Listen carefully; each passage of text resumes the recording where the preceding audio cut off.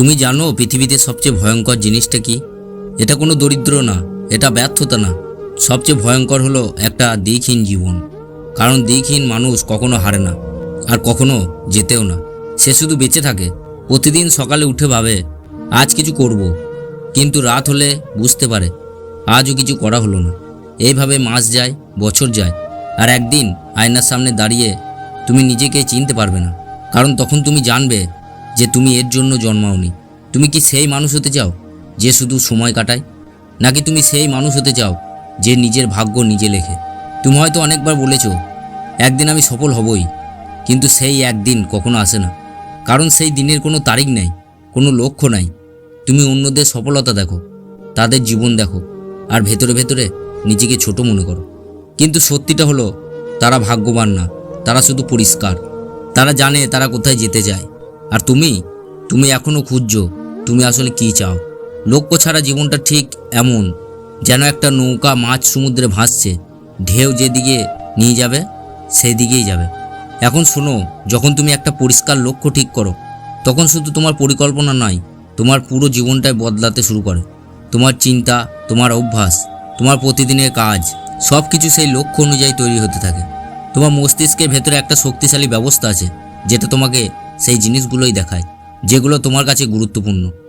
তাই যখন তুমি লক্ষ্য ঠিক করো, তখন তোমার চোখে শুধু সুযোগ ধরা পড়ে, বাধা নয়। যেমন ডক্টর এপিজে আব্দুল কালাম ছোটবেলায় সাধারণ জীবন থেকে শুরু করেছিলেন, কিন্তু তার লক্ষ্য ছিল বড়, আর সেই লক্ষ্যই তাকে ইতিহাস তৈরি করতে সাহায্য করেছে।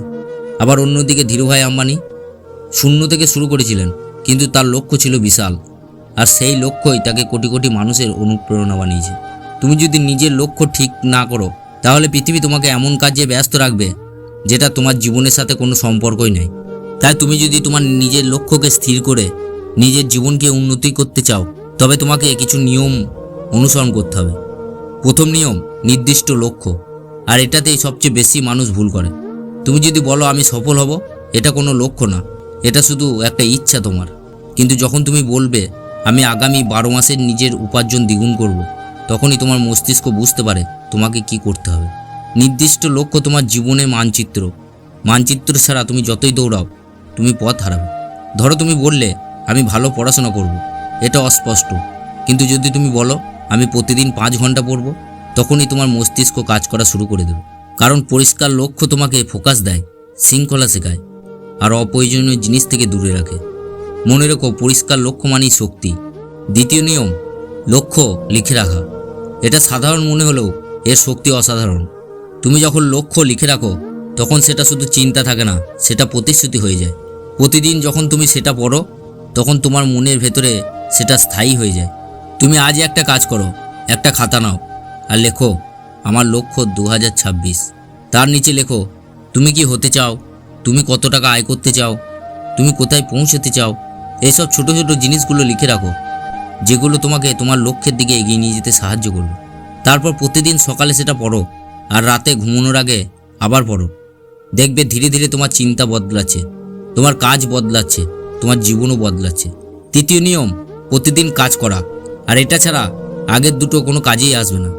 তুমি যত বড় লক্ষ্য ঠিক করো, যদি প্রতিদিন কাজ না করো, তাহলে কিছুই বদলাবে না। সবচেয়ে বড় ভুল কি জানো? মানুষ সঠিক সময়ের জন্য অপেক্ষা করে, কিন্তু সেই সময় কোনোদিন আসে না। সফল মানুষরা নিখুঁত না, তারা ধারাবাহিক। তারা তাদের লক্ষ্যটাকে ঠিক নিজের জায়গায় পৌঁছানোর জন্য সারা জীবন পরিশ্রম করে যায়। তুমি আজ 10 মিনিট কাজ করো, কাল 20 মিনিট কাজ করো, এইভাবেই শুরু করো। দেখবে তোমার লক্ষ্য ঠিক একদিন তোমাকে সেই সঠিক জায়গায় নিয়ে যাবে। আর 1 বছর পর তুমি নিজেই অবাক হয়ে যাবে।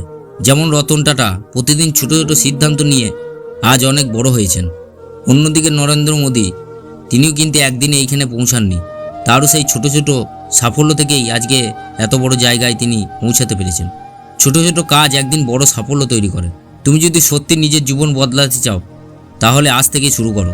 আর এখনই কমেন্টে লিখে ফেলো মাই গোল 2026। কারণ প্রতিশ্রুতি ছাড়া পরিবর্তন আসে না। এই ভিডিওটা যদি তোমার ভেতরে আগুন জ্বালিয়ে দেয়, তাহলে একটা লাইক দাও। আর সবশেষে তোমাকে শুধু একটা কথাই বলবো, তুমি এই ভিডিওটা দেখছো মানে তুমি আলাদা, তুমি পরিবর্তন চাও, তুমি নিজের জীবনটাকে অন্যরকম করতে চাও। আর এই চাওয়াটাই তোমাকে একদিন অনেক দূর নিয়ে যাবে। তোমাকে অনেক অনেক ধন্যবাদ, শুধু এই ভিডিওটা দেখার জন্য না, ধন্যবাদ কারণ তুমি নিজের জীবনের জন্য সময় দিচ্ছ। ধন্যবাদ কারণ তুমি এখনও হাল ছাড়োনি। ধন্যবাদ কারণ তুমি এখনও বিশ্বাস করো তুমি পারবে। তুমি একা নও, আমি তোমার পাশে আছি। একদিন তোমার গল্পটাই অন্য কারোর প্রেরণা হবে।